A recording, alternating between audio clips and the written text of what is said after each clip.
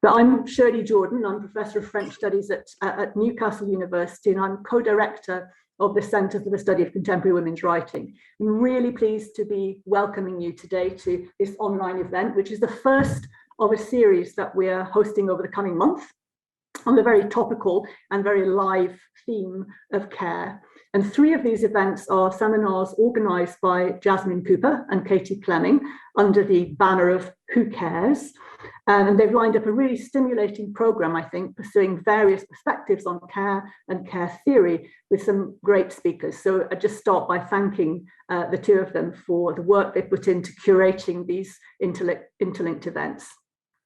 I'm going to very briefly say something about the centre before introducing them and then handing over to them so they can set things off and strut their stuff. So for anybody not familiar with the centre, with who we are and what we do, we're one of the centres of the Institute of Modern Language Research at the University of London School of Advanced Study, and our remit is to initiate and facilitate research on contemporary women's writing in French, German, Italian, Portuguese and Spanish, focusing predominantly on authors' texts and trends from the late 20th and into the 21st century. So I invite you to explore our web pages for more detail of the things we do, of how to get involved, and also for a lot of good online resources on certain key writers and recordings of our past events too. We're really keen to foster cross-cultural collaboration among scholars working in contemporary women's writing. So while we organise a lot of events on single culture with a single culture focus, we also are very keen to organise cross-cultural and comparative events and to investigate kind of pressing themes that span our areas of interest. And care, obviously, is certainly one such theme. It's one that I'm personally very interested in at the moment, so I'm really looking forward to it being elucidated and interrogated in this forthcoming cluster of events, the first one of which is care, geopolitics and the social. And I'm just going to say a tiny bit about Jasmine and Katie, about where they come from in terms of their own research interest in care. So Katie is an early career teaching and research fellow in French and Francophone studies at the University of Edinburgh. Her interest in care is connected to her research on incest in French cinema. In the films that Katie examines, the domestic is celebrated as a site of care and intimacy, an escape from oppressive political contexts. But at the same time, in these films, the caring relationship between parent and child is haunted by the threat of incestuous abuse. So Katie's interested in the ways in which contemporary texts and films complicate an understanding of the caring relationship as one which always exceeds the transactional and exploitative logics of neoliberalism. Alongside these research interests, Katie is currently working on sound in Francophone cinema, a project which explores how film sound is used to represent intimate individual experience, to trace histories and diasporic connections, and to conceptualize forms of agency, resistance, and community for minority subjects. So that's situating Katie. Jasmine is Director of Studies at Corpus Christi College, Cambridge, and Bye Fellow at Downing College, Cambridge, in modern and medieval languages. Jasmine's interest in care arises from her research on non-motherhood in contemporary French women's writing. So she's interested in how non-maternal and non-traditional forms of care, community and relationality are often devalued and subordinated to motherhood, which remains, she says, the ethical model of care par excellence. So she rejects that all care work undertaken by women might be broadly understood as mothering. To simply expand the category of mother to encompass any relation of care, she argues, is to flatten out the various modes of extrafamilial care which have historically taken and continue to take place beyond a heterosexist, heteronormative economy.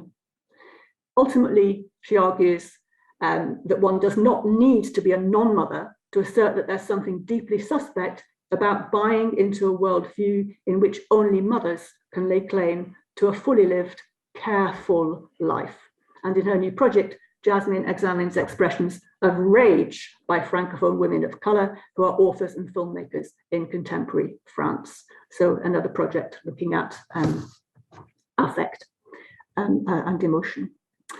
I think that's enough about Katie and Jasmine, and I think I'll hand over to the 2 of you now just to to pursue and talk about your speaker. Oh, thank you so much, Shirley. That's really wonderful. Thank you very much indeed. And thank you all for being here.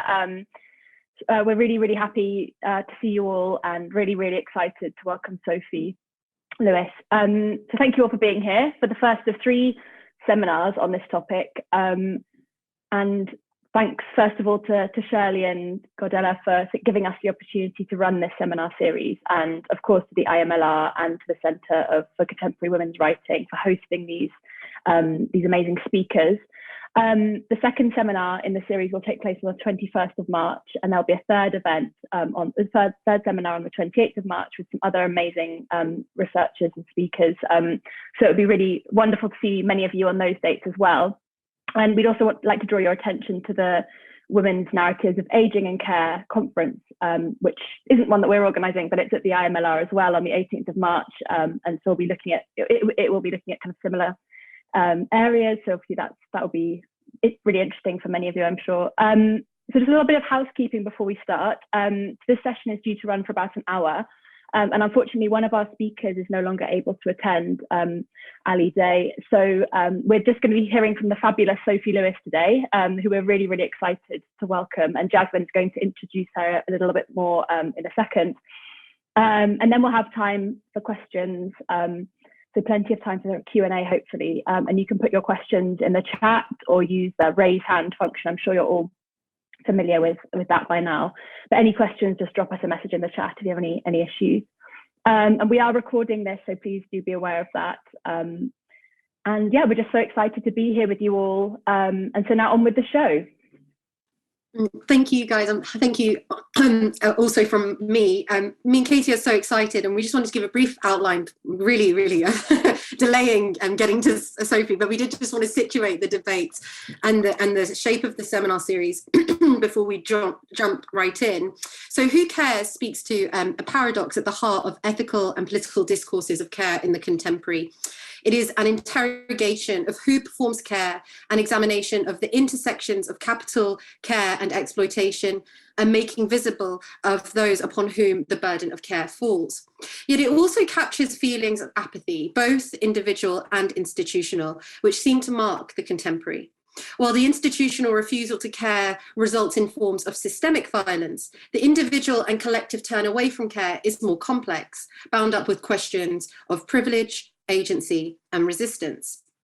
Further, the ethics of care and its refusal must be viewed on a global scale against the backdrop of ecological disaster, geopolitics, and hierarchies of precarity. While the politics of care may align with progressive politics, narratives of care are easily appropriated or inverted, co-opted by reactionary nationalist political groups. As such, care orbits a crucial negotiation between self and other, between self-centeredness and other-centeredness. Ultimately, care speaks to relationality, how we relate to others, to ourselves, to the earth, and to non-human life forms. It is linked to vulnerability and forms of precarity. Immediate connotations of care link it to affection, nurturing, and compassion. Yet the etymological roots of care, as to grieve, to lament, and burden, reveals crucial nuances often hidden from view. So in contemporary literature and film, women, both cis and trans, and non-binary people expose, celebrate, and critique these diverse modalities of care. Literary and filmic explorations of care give voice to often unseen, unheard, and unremunerated forms of care. Thus, contemporary narratives disclose contradictions at the heart of care and caring. In contemporary texts and films, care is problematized, emerging as an ethical demand to protect and preserve the other. Yet this demand often poses an excessive burden on the self. Through contemporary women's writing and filmmaking, counter-hegemonic, disaffected, and radical articulations of care and its refusal come to the fore. Through engaged and frank narratives and experimental artistic practice, such texts and films highlight and protest the structures which produce vulnerability and precarity. These texts emerge in the context of the transnational decolonizing justice movements, which have refocused awareness of the ways in which systems of power distribute care. The labor of care has historically been assigned to women. and in particular, working class women and women of colour. And contemporary narratives of care and its refusal can be viewed as part of an ongoing feminist project which unmasks care as exploitation.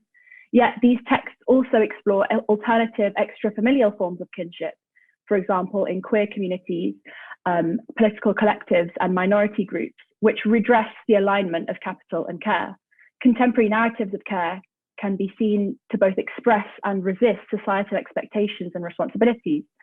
Thus, certain narratives replace exploitation and transactional care with mutual forms of relationality, thereby pointing instead to new ethical horizons, revealing alternative ways in which relationality and the relationship towards the other can be understood. This seminar series is particularly interested in reflections on text and films which attest to these shifting global, social, environmental, and political contexts in which care must now be conceptualized. For all of these reasons, we're so delighted to welcome today's speaker, the inimitable Sophie Lewis, who is perhaps best known for being the author of the fantastic Full Surrogacy Now, Feminism Against Family, published by Verso in 2019, and hailed by Donna Haraway as the seriously radical cry for full gestational justice that I long for. Abolish the Family, a manifesto for care and liberation, due to be published by Verso in 2022, is her second book. As a member of the faculty of Brooklyn Institute for Social Research, Sophie teaches courses on feminist, trans, and queer politics and philosophy, including family abolitionism, Shulamith Firestone, and Kathy Weeks. With the Opt Out of the Woods Writing Collective, Lewis contributed to the collection Hope Against Hope, Writings on Ecological Crisis, published by Common Notions in 2020. With Blindfield Journal, she has helped foster communities of Marxist feminist cultural criticism. Previously, Dr. Lewis studied English, literature, and nature society and Nature, Society and Environmental Policy at Oxford University, politics at the New School for Social Research, and geography, and did her doctorate in geography at Manchester University. Her doctoral dissertation, Cyborg Labour, Exploring Surrogacy as Gestational Work, sought to reframe the political economy of contract pregnancy for the purposes of an anti-work polymaternalist utopianism. Sophie's essays and commentaries appear in venues such as N+1, Boston Review, The Nation, The Baffler, Mal, eFlux, The New York Times, The London Review of Books. Her papers appear in Signs, Paragraph, and Feminist Theory, for example. A visiting scholar at the University of Pennsylvania's Center for Research on Feminist, Queer, and Transgender Studies, Sophie is nevertheless a freelance writer dependent on public research, public speaking, and Patreon. Her lectures are archived at her website, lesophiel.org, and we'll put all of her information in a follow-up email following the event. So if you want to support Sophie, you can. And also just important for us to say at this point that we stand in solidarity with Ukraine, which I know is slightly adjacent topic, but it's really important that we just also state that here. So Sophie's title today is of her paper is They Say It's Love, Commodified Housework in Contemporary Literature and on TV. And without further ado, over to Sophie. Thank you so much. Thank you very, very, very much for having me. I'm going to jump straight in. In the 70s, a group of feminists collaborating under the banner Wages for Housework, feminists who included Selma James, Silvia Federici, Maria Rosa Dalla Costa, came up with this remarkably precise dictum to convey their perspective on the uncommodified domestic labor so many women performed in their own homes. They say it is love, we say it is unwaged work. Pointedly, they didn't deny that this unwaged housework might be a manifestation of love. Rather, Wages for Housework was arguing that, quote, nothing so effectively stifles our lives as the transformation into work of the activities and relations that satisfy our desires. In other words, the fact that caring for a household under capitalism often is an expression of love and desire, while at the same time being life-choking work, that is precisely the problem.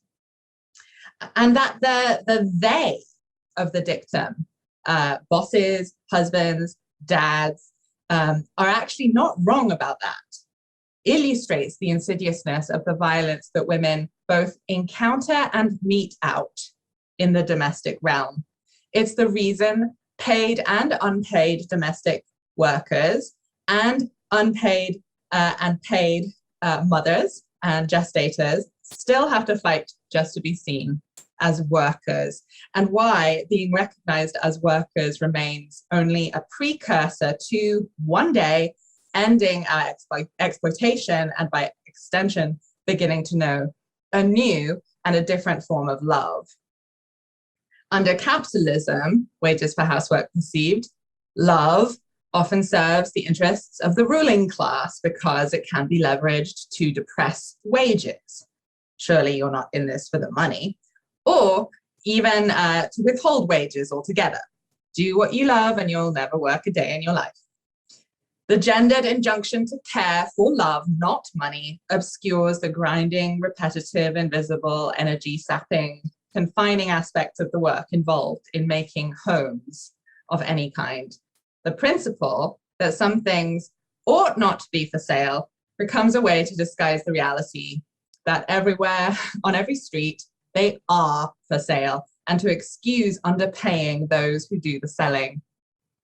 Thus, the wages for housework movement, which was internationalist, but particularly concentrated in New York and Italy, was not, in fact, for housework at all. On the contrary, these militants were against it. They were against wages too, and against all capitalist work for that matter. And their platform, which was rephrased and clarified by Federici in the formula wages against housework, was in this sense pretty far removed from the now ascendant demand that we value care work as essential work and grant dignity to domestic labor. Wages for housework contended that domestic labor under capitalism was basically intrinsically incompatible with dignity. Therefore, no set of incremental improvements would ever get at the heart of the problem, namely that women will be pressed into this work because capitalism needs them to perform the cooking, laundering, sheltering, and foot rubbing that makes it possible for workers to keep slogging away day after day, generating surplus value.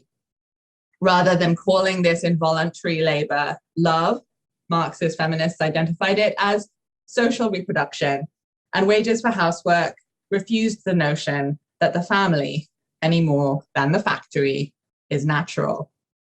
In contrast, today's prevalent perspective, as expressed by the National Domestic Workers Alliance, seems to seek to ameliorate conditions such that the private nuclear household with its army of paid and unpaid workers can survive and hence continue to generate quote unquote dignified jobs. None of all of this can be separated from fantasy. We're talking about love, after all, or what we think of as love in the present. For many centuries, certainly since Charles Perrault, Cendrillon, 1697, or later Aschenputtel, Cinderella, as recorded by the Brothers Grimm, or if you prefer, ever since Samuel Richardson's Pamela, or Virtue Rewarded, which is 1740. Europeans and Americans have positively lapped up tales of poor wenches elevated in the end to the condition of a lady. These tales encrypt, of course, the consolations of lottery logic. What if Prince whatever chose me and I could escape this dump? They also encrypt substantial anxiety about miscegenation. And actually, the outward appearances of social mobility and class transgression in these texts belie the underlying logic of the genre. Pamela, or equivalence, innate spiritual nobility, proves that she should not be in the working class at all, and has actually been the victim of a kind of sorting error, a cosmic miscategorization of the plot, which the plot then handily rectifies by marrying her up, restoring order to nature. We should not be surprised that to this day, the publishing industry and visual culture persists in producing vehicles for this conservative fantasy. Romantic fantasy remains inseparable from class fantasy, as Kathy Weeks, among others, shows so well. This will not stop until the plug is pulled from below on the love plot, the domestic romance of class. For now, I'm detecting perhaps only rumblings and gurglings.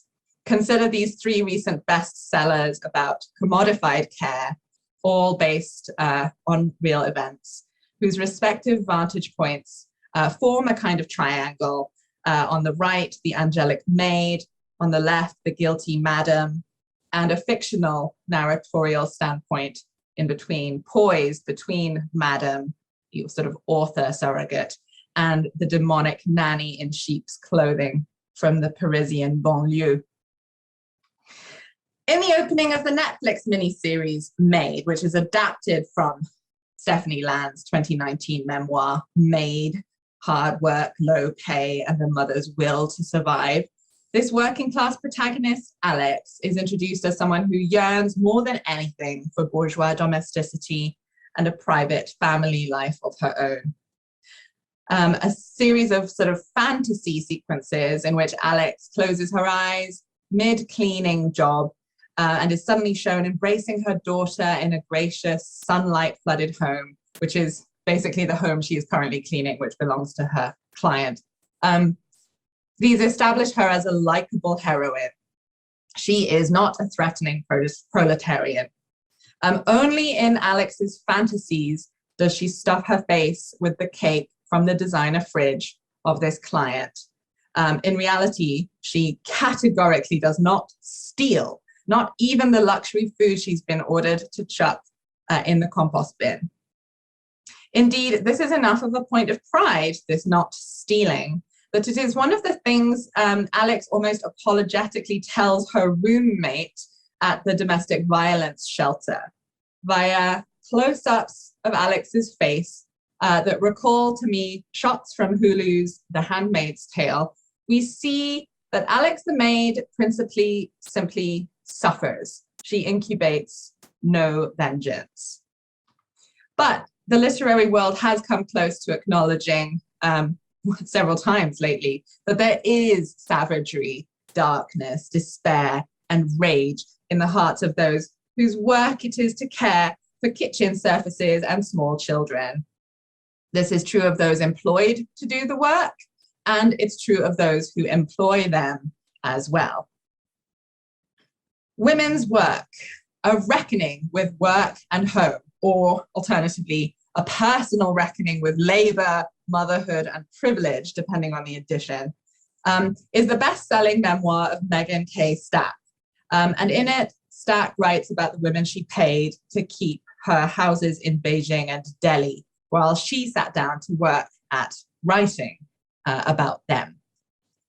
She says, quote, "We, the women who occupied my house, were left to improvise, to endure what we could endure, to become as monstrous as we allowed ourselves to become." In Leila Slimani's novel, The Perfect Nanny, published in 2016, monstrosity reaches the point of infanticide. On page 1, the crushingly exploited Parisian nanny has bloodily murdered her charges, a little boy and girl. Slimani's parents did employ a nanny when she was growing up in Morocco. Everyone pretended, she recalls in an interview, that this nounou, quote, was a member of the family, but everyone knew she was not, unquote. So then does the author of The Perfect Nanny, with its carer turned killer, employ a nanny herself to look after her little boy and girl in her chic Parisian flat? I do not know. But in 2018, Slimani was greeting interviewers clad in a sweater bearing the ambiguous provocation, bourgeoisie sauvage. One pervasive theme throughout Maid, both the memoir and the Netflix miniseries, and The Perfect Nanny, and women's work, is loneliness. Quote, despite Mia's constant touch and pull and her sticky hand finding mine, land rights of her daughter, whose name is Story in reality and Maddie on Netflix. Quote, I walked along a deep precipice of hopelessness. Many of the owners of the houses that Land/Alex cleans treat her as a nameless non-entity. She has to listen to the racist fantasies about welfare recipients from, quote, the person whose pubic hairs and leg hair stubble I'd have to scrub from the ring of her jetted tub, unquote. Her anger at this treatment and at her ridiculously low wages is compounded by the way single mothers, even white ones who receive state benefits, are treated. People snarl, "You're welcome," at her in the supermarket when she pays using food stamps. Mia/Story/Maddie is frequently ill because of the mold that infests the tiny home her mother has to scour at the end of her working day for love this time, not money. In 2019, on the eve of the COVID-19 pandemic, there were an estimated 100 million paid domestic workers in the world, which is definitely a conservative estimate. And the vast majority of these are women, a fifth of them migrants. Most, perhaps all, of this vast workforce can currently work in other households for free. Most women do, Stack argues, that unpaid domestic workers make up, quote unquote, half the population. Even as the, quote unquote, manager of a home that serves as the job site of both a cleaner, nanny, and a cook, she clearly, and probably rightly, includes herself in this 50%. Women's work convincingly depicts the wicked, infinitely expanding nature of domestic work. It's a weight that can crush even a madam like Stack, who is surrounded by the neo-colonial equivalent of ayahs, the nursemaids retained by Mem Saabs during the British Raj.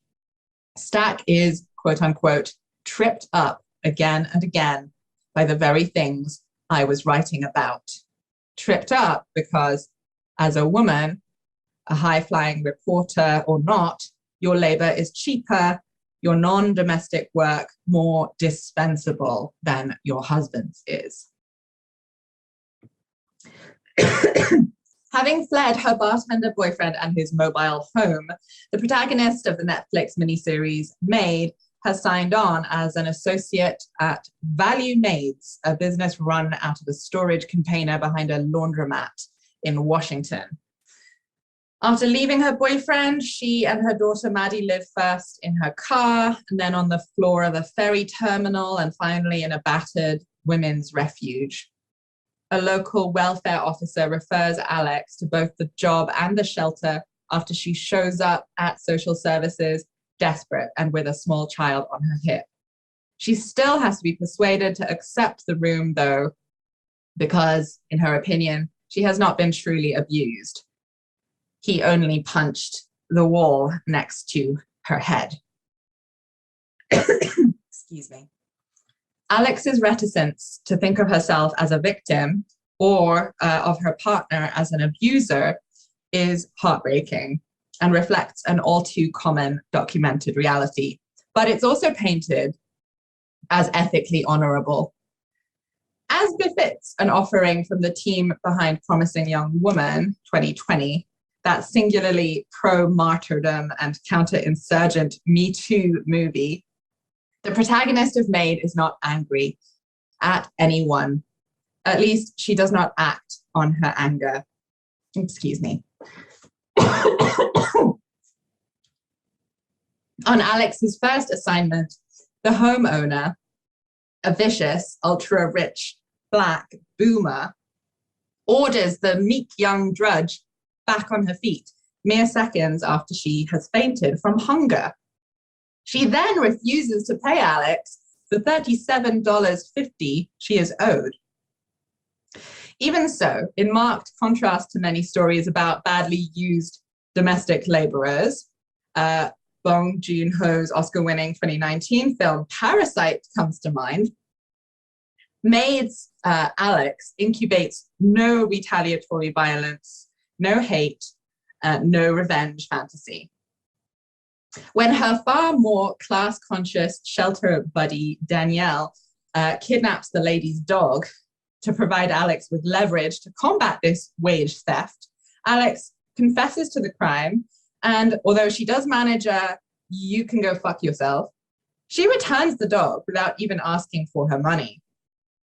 And toward the end of the series, this lady later becomes Alex's pseudo-friend, savior, and benefactress, graciously hooking her up with a fellow elite boss bitch, a lawyer who extricates Alex from her custody battle with the trailer park boyfriend. Kidnapping a dog for all of 5 minutes in order to extort wages due to you from a millionaire. What does that make you? It's a slippery slope, we are perhaps supposed to think. Next thing you know, you'll be expropriating the expropriators, all in the name of, putting a roof over your daughter's head, feeding yourself, etc. Much better to be sympathetic to the ruling class you serve. Alex listens interminably to Regina's existential pain. She has spent $300,000 on unsuccessful fertility treatments and returns a cashmere cardigan she tried on while working Regina's house on Thanksgiving. Regina says, "Keep it."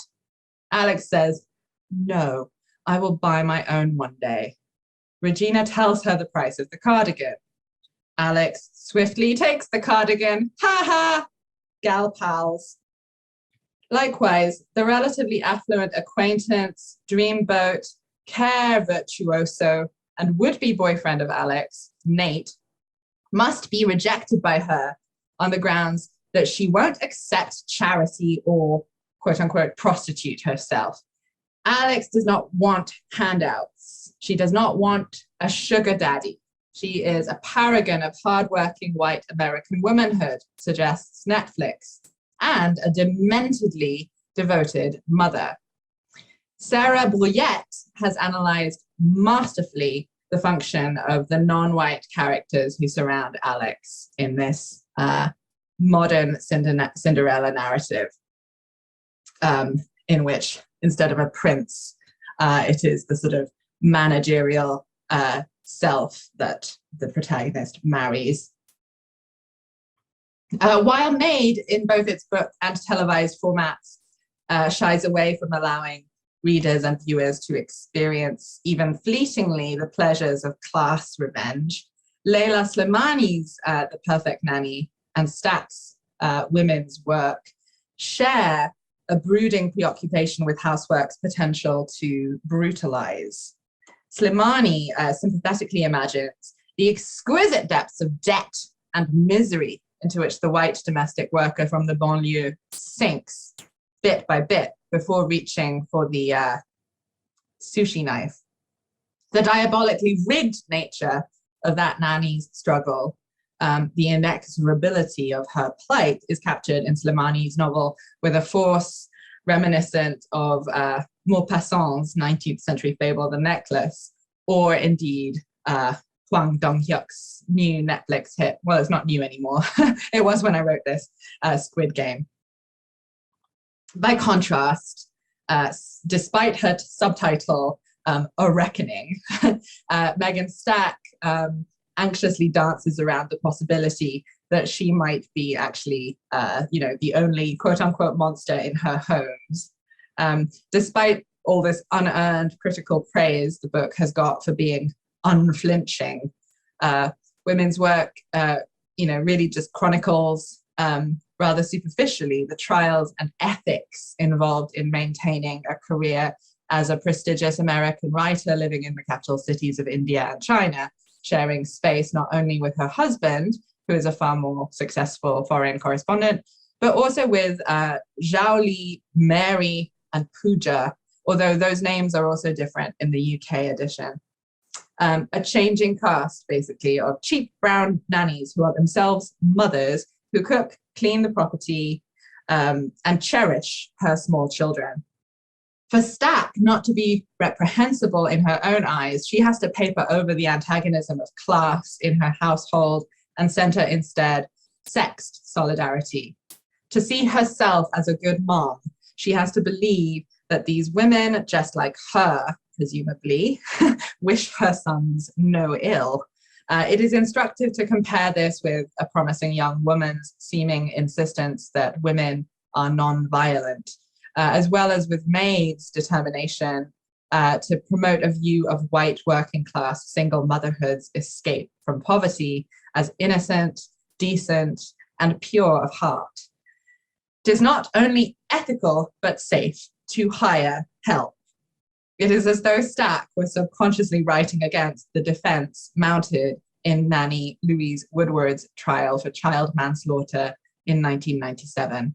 If you didn't want something to happen to your kids, you should have taken care of them yourself. But of course, that argument portrays a rosy view of motherhood, as only Slimani dares point out. So-called biological mothers kill babies too, after all. Refreshingly free of sentimental ideology about the eternal maternal, Slimani has been fairly open in interviews about the parallels between herself and the well-heeled Franco-Arab Miriam, who employs Louise, the protagonist of A Perfect Nanny. Miriam hides from Louise in cloth bags the clothes that she buys for herself and the children, opening them only when Louise has gone home. For this, Miriam's once leftist husband, Paul, congratulates her on her tact. Quote, Louise had turned him into a boss. He hears himself giving his wife despicable advice. Don't make too many concessions, unquote. Louise's interactions with her employers leave her simultaneously infantilized and desexualized. When notices of Louise's unpaid debts get sent to Miriam and Paul, they give her a parentally stern talking to. Yet at the same time, Miriam thinks Louise wise and kindly. Paul assumes, exactly as the Senora does in Alfonso Cuarón's film Roma, 2018, that the nanny will want to come on holiday with them, and then, quote, blames Louise for bringing her poverty, her frailties all the way to Greece.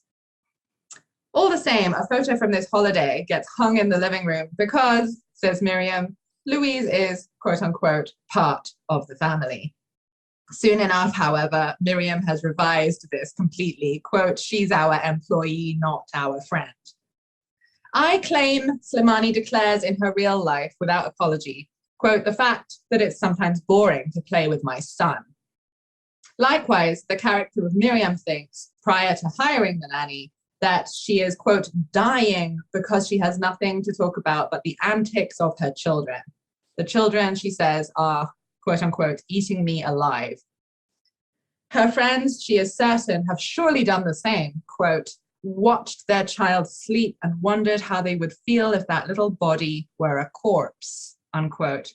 Now and then, contemplating her children, Miriam, quote, feels a frenzied need to feed on their skin, unquote, to squeeze them against her until they were dizzy, until they struggled, unquote.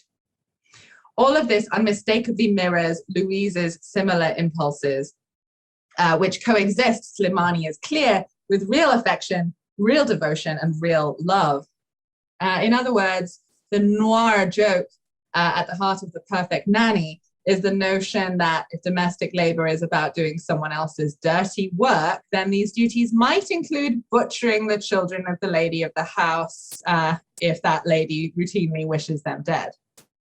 We learn of the bite marks Louise leaves on the children's flesh and then lies about, of the sinister pleasure she takes in their panic and not being able to locate her during hide and seek, and of the fact that, quote, sometimes she wants to put her fingers around the boy's neck and squeeze until he faints. If Megan Stack has ever entertained such thoughts, she does not say so. She is, quote unquote, hopelessly ritualistic in her attempts to ward off threats to her children. Her innate fear of catastrophe doesn't come from having reported from war zones, she says, but from, quote, the stabbing gut fear of motherhood. More than once, she appeals in this kind of essentializing way to the cosmic, transhistoric rage of mothers, an idea directly contradicted by her own observation that the maids who work for her in India harbor none of this rage. They, she observes, mother their own children differently. Quote, this is parenting without privilege, I thought. This is how you prepare your children when you don't have the illusion that you can protect them, unquote. Throughout women's work, Stack documents the guilt, paranoia, self-deception, self-congratulation, ease, self-disgust, and above all, ambivalence she feels after asking a poor Chinese woman and later on 2 Nepali ones, quote, to come into my house to help me take care of my children. When one of the employees gets beaten up by her husband and starts drinking, Stack reflects grandiosely that, quote, whatever Pooja's troubles, I had a certain responsibility for them. I had created them. Pooja's in-laws would disown her if they knew what her job was. Quote, I am complicit, and so, reader, are you, unquote. At another moment, Stack asks, who am I to feel guilty for renting a mother away from her children? Who am I to feel guilty? Who am I? I'm not sure anymore because the women won't say my name. Excuse me, madam. The delusions through which the bourgeoisie view their help are skewered beautifully, if often unintentionally, in all 3 of these chosen texts, though oddly least cruelly in the one written by and not just about a maid. For example, when Stack and her husband Tom discuss how to manage their staff, Stack writes, every time we talked like this, which was often, I disliked Tom and I disliked myself. It degraded our love affair and sullied our family. Stack's book positively swims in guilt, a condition still generalized to include all expats. Quote, we are all guilty, not quite guilty enough to do something else, but terribly guilty all the same. We repeat incantations to banish the guilt, unquote. When researching her book, Stack had to assure a host of defensive fellow Westerners that they weren't, quote unquote, all just bitches for employing native maids. Quote, I have a nanny, I said, as if to protest. I am still one of you. I have not broken rank. Of her rationale for penning the book, Stack writes, I didn't want my family to leave behind a trail of forgotten women who once upon a time took care of our children. I didn't want my boys to grow up and say, I had nannies once. They were like part of the family, as if the women only existed as a function of ourselves. But this functionality was inescapably what was being bought. Pooja, with her unruly boozing and related troubles, makes the purchase kind of uncomfortable. Stack, quote unquote, stalked Pooja on Facebook, she confesses, and then stalked her offline for good measure, not remotely trusting her.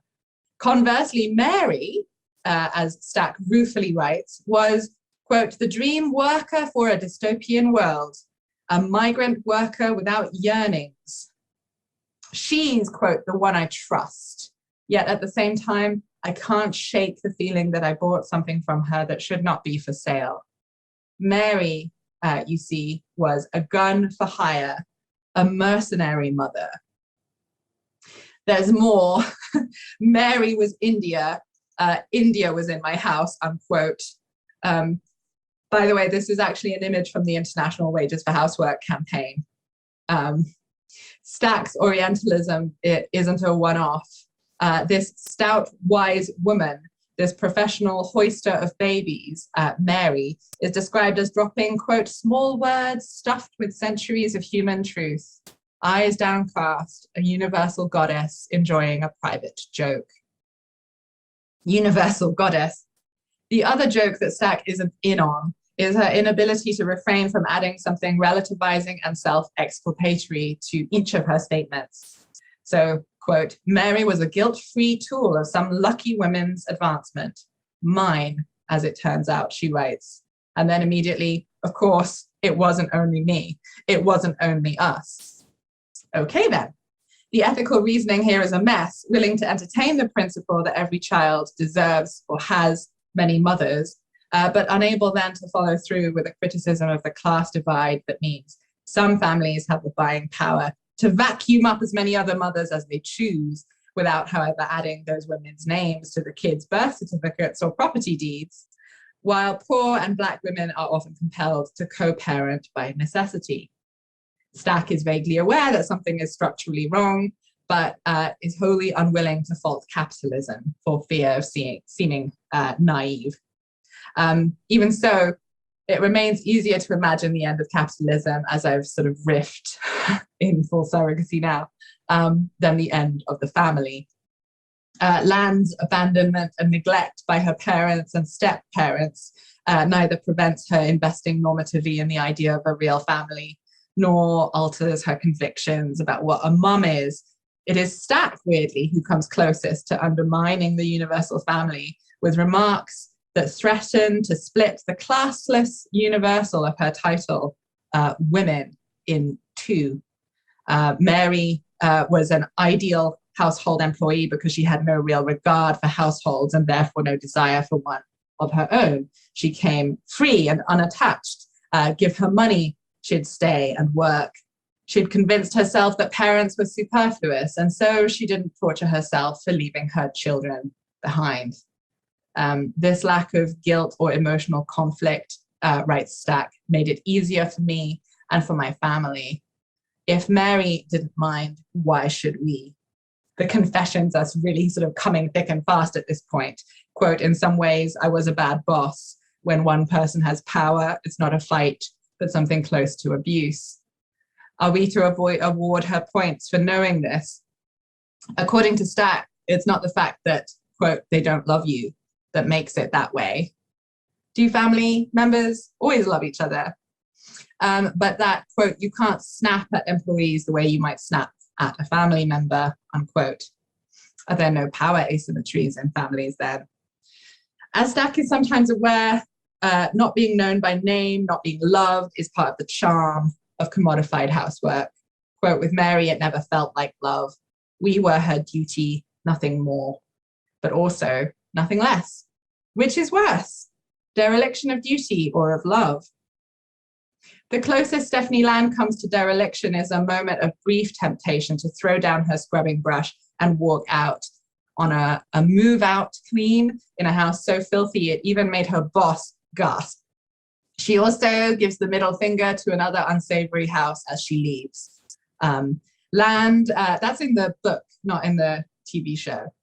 Land, as you can see, has tattooed hands and arms, but you'd really never guess it to look at the cover flat photo in which she looks almost Victorian in a lacy collar. And interestingly, the character in the Netflix adaptation is likewise untattooed and sort of wide-eyed and childlike, but the actor, Margaret Qualley, covered up her tattoos for the part. In Land's very last pages, she declares that hippies have always been her people, but the anti-productive, anti-disciplinary, and sort of polyfamilial hippie subculture is just nowhere to be seen, certainly at the beginning of her book when she gets pregnant and bids farewell to a life of waitressing and dancing. I would do what parents do, what parents had done for generations. I'd make it work. There was no questioning, no other option. I was a mother now. I would honor that responsibility for the rest of my life. I got up and on my way out, I ripped up my college application and went to work. I'm nearly done. This sacrifice is crushingly unjust, but toward the end of her book, Land retroactively decides that there was love in all those years of miserable vacuuming and polishing, punctuated by panic attacks. Her mother's role in the world, Land's daughter Mia learns, has been to help people, quote unquote. So in one stroke, this grueling, repetitive, and mostly thankless, health-destroying work has been redeemed. The reasons for this are as straightforward as they are understandable.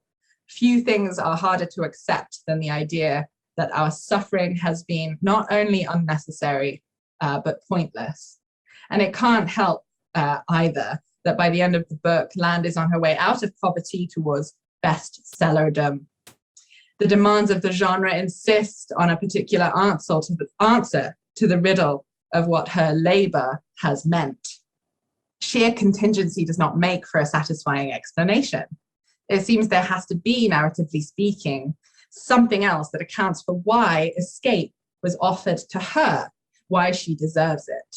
And Sarah Broyette obviously speaks to the implicit answer racially. Indeed, even as Land insists that we should support welfare claimants, she is also clear that she has been more successful than other women in similar circumstances because she was, quote unquote, the hardest worker,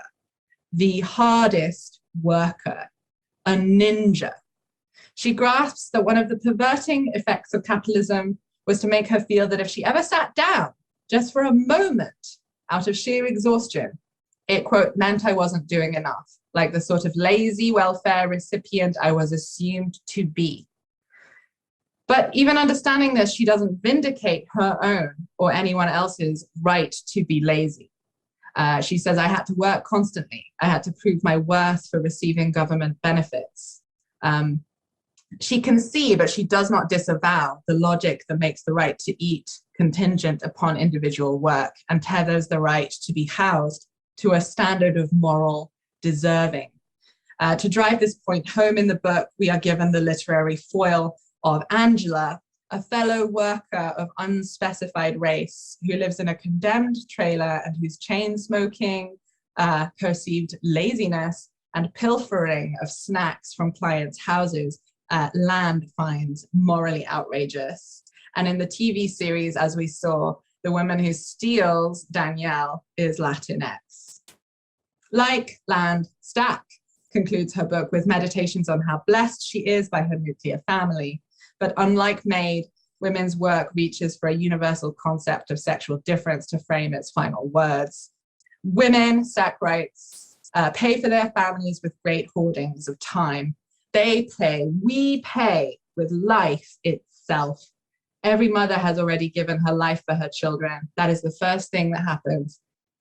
She seems to think that gender is somehow separable from and trumps class. In the end, the answer is the men.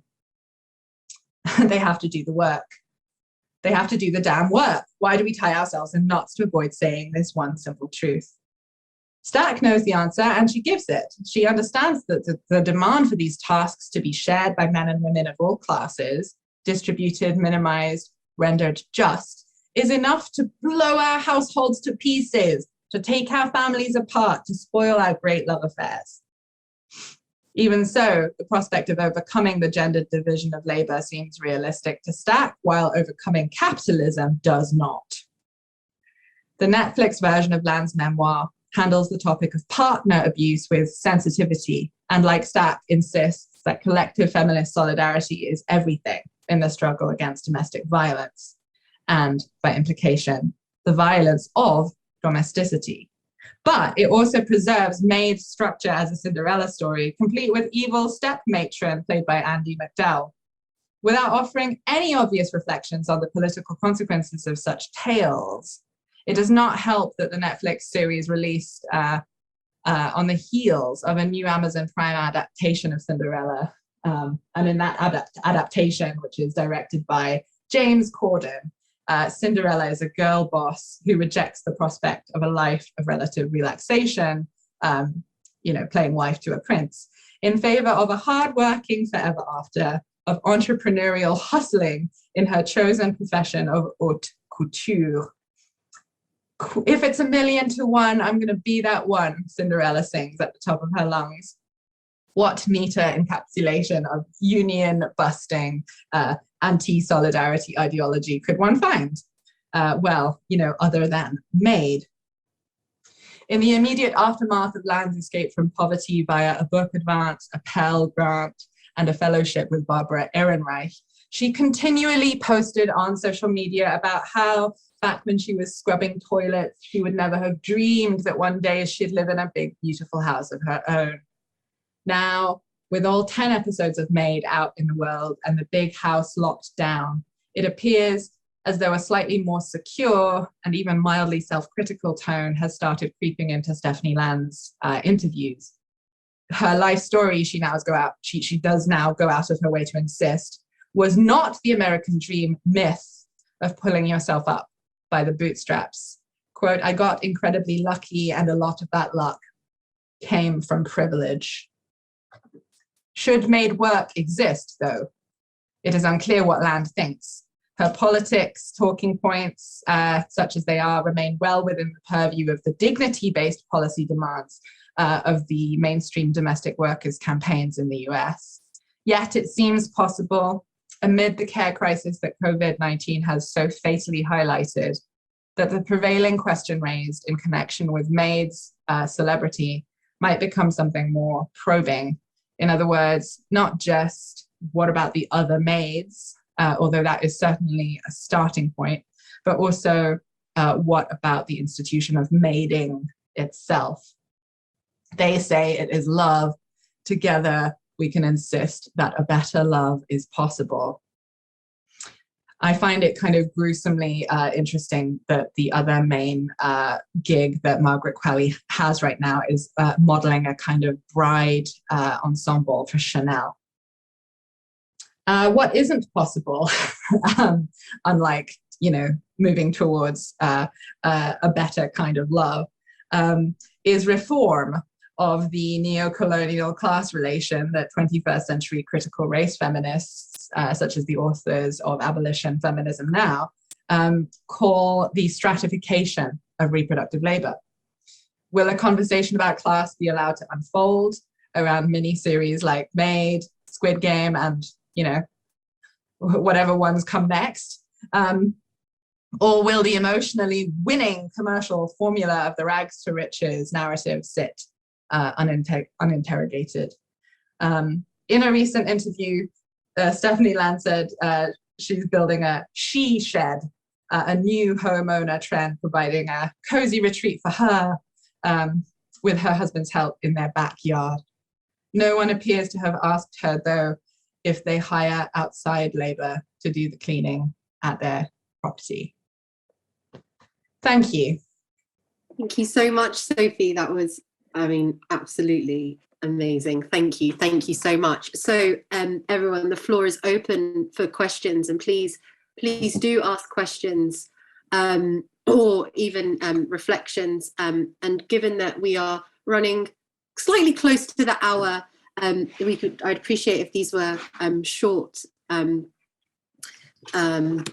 I guess maybe I'll kick this off, Sophie, because it's not something that you talked about a great deal in this wonderful paper. No, I was wondering about your thoughts about the treatment of race in the Slimani, because it's not something that you mentioned. I was just interested in your impressions of that, because it is, even though she chooses Louise to be from the banlieue of Paris, it's a very conscious choice that she says in an interview, oh, well, I was going to make it an African maid, an African maid, and then I decided to have her to be white, which would be better. What are your thoughts on that? Well, that's a really great question, which I think I was actually chewing over right before giving this talk, because it's really and then when you were introduced, I had about a million ideas popping in my head for what I'd like to ask you about French cinema and incest and stuff like that. That's Katie, but yeah, she's even, yeah, absolutely. Well, no, sorry, and your analysis of why we should say mothering and not mothering, actually, I think we have some really interesting dialogue there, because I kind of go maybe the other way, and I want to talk about that. But with race in Slimani, I just this morning, would you believe, at 8 a.m. watched the movie that I hadn't really picked up on of the film adaptation. Now, isn't it interesting that it's linked to cases of non-Black killer nannies in the news, explicitly, and yet she then did want to make it an African Nunu, and then decided against. I think it's a pretty bad faith maneuver in some ways. Yeah, I think I'm not impressed ultimately. Although, yeah, I think it's a liberal logic. I think if you're going to go there,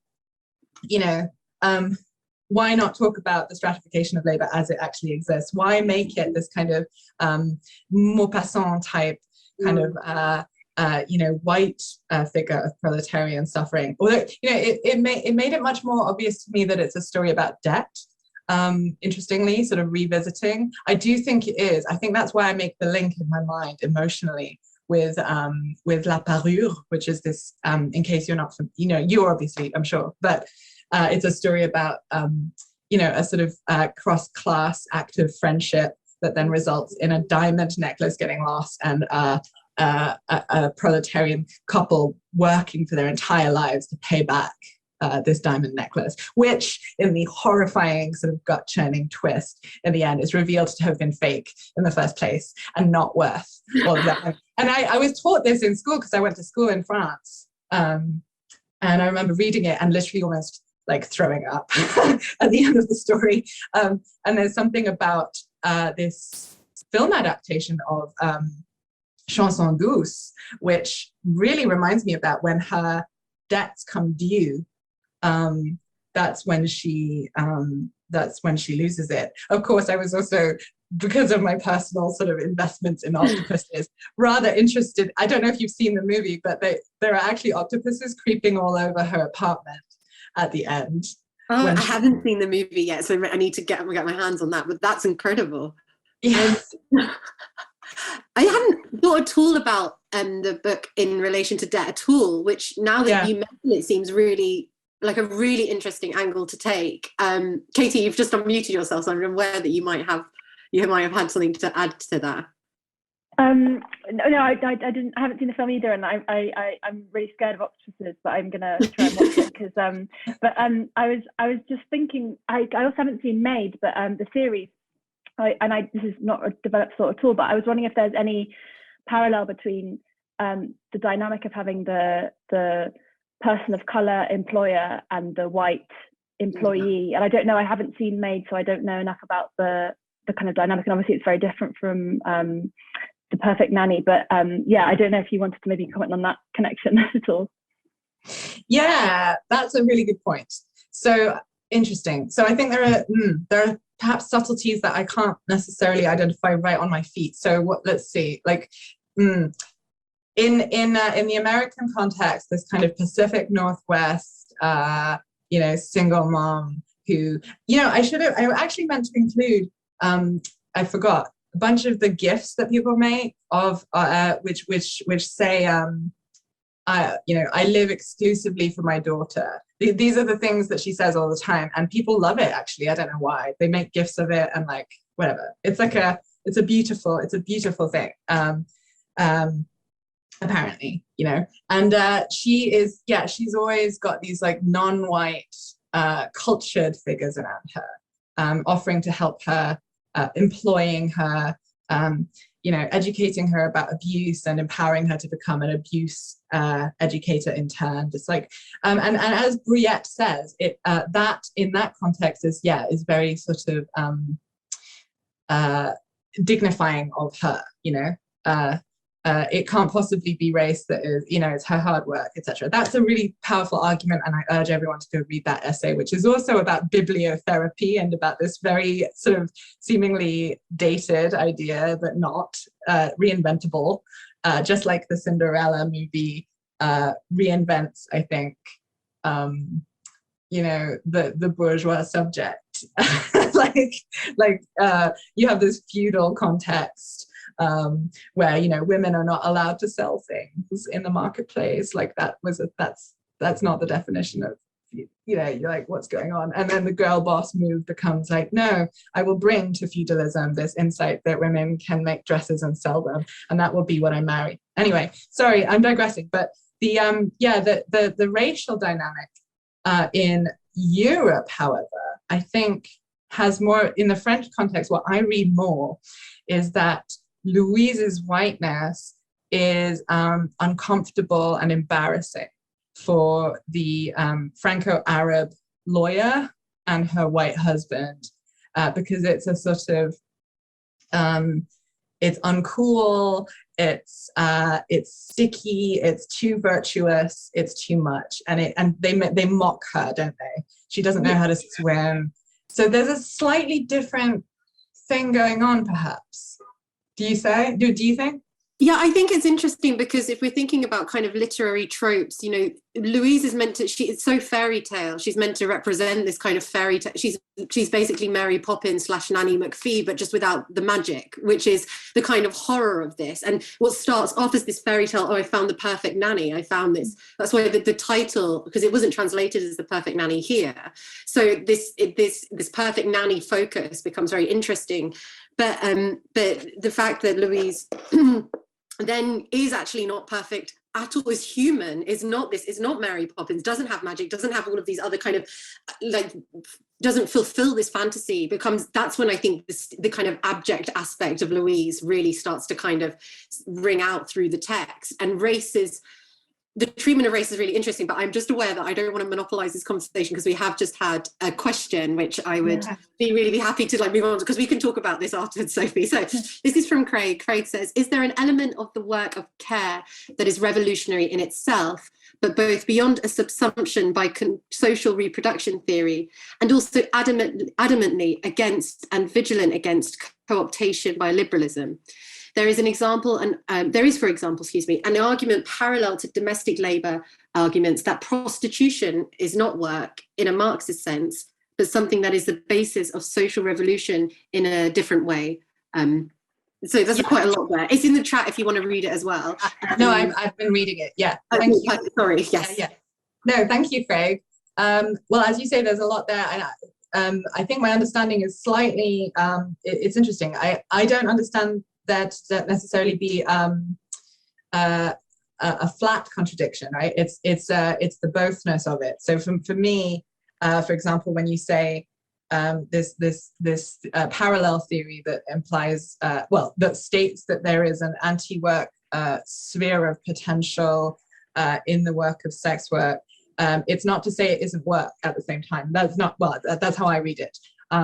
Similarly, yes, absolutely, care has a sort of revolutionary valence. But I think what we're dealing with here is, that returns us right to the they say it is love, we say it is unwaged work question. Are those two things, flat contradictions? No, I'm arguing that the problem is that it's both. And what we need, the argument, again, to quote Federici, is we want to call work what is work, not in order to dismiss the entirety of that labor as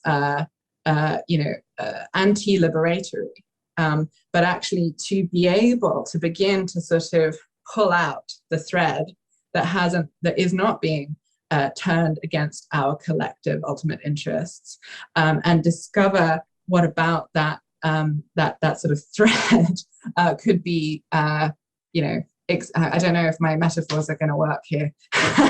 Like, it could be woven into a different society, right? So it's always both, right? There's not, people mock this in the 80s, the idea that, there is some kind of contribution to the social factory in every sort of kiss of your, a good night of your children and so on. But I unfortunately think that is how we have to understand it. People often understand me as an apologist for, gestational commodification or something. And I just see this as a sort of complete, misunderstanding of the conversation that's going on. Like, you can't be for or against something that is just happening. I suppose you can, but it doesn't do anything politically. The point is, how do we think? And I think I agree with you. I think from what I get from your question, Craig, it's like, yeah, there's a strand in some types of work that has some kind of anti-value, anti-productive potential, perhaps. And yeah, that is definitely my utopianist thought about care, for sure. Yeah. I'm just aware of the time that's gone on. Yes. Okay, so thank you so much. And I think we might wrap it up there, only because I think this is a kind of, I don't want to take too much of Sophie's time, and I definitely don't want to take too much of the audience's time. And so we just wanted to extend another huge thank you to Sophie for such a marvelous and just thought-provoking, and also incredibly aesthetically pleasing to look at and to kind of enjoy presentation. It doesn't always happen that way, so thank you so much. And as I say, do support Sophie. We'll be sending out an email in ways that you can support her. And yes, Katie, did you have anything else that you wanted to add? No, I just say thank you so very much, Sophie. That was absolutely amazing. And I see that you've popped your email in the chat there, so for people to send further questions. And I think I can just join everyone in saying thank you so much for this amazing talk.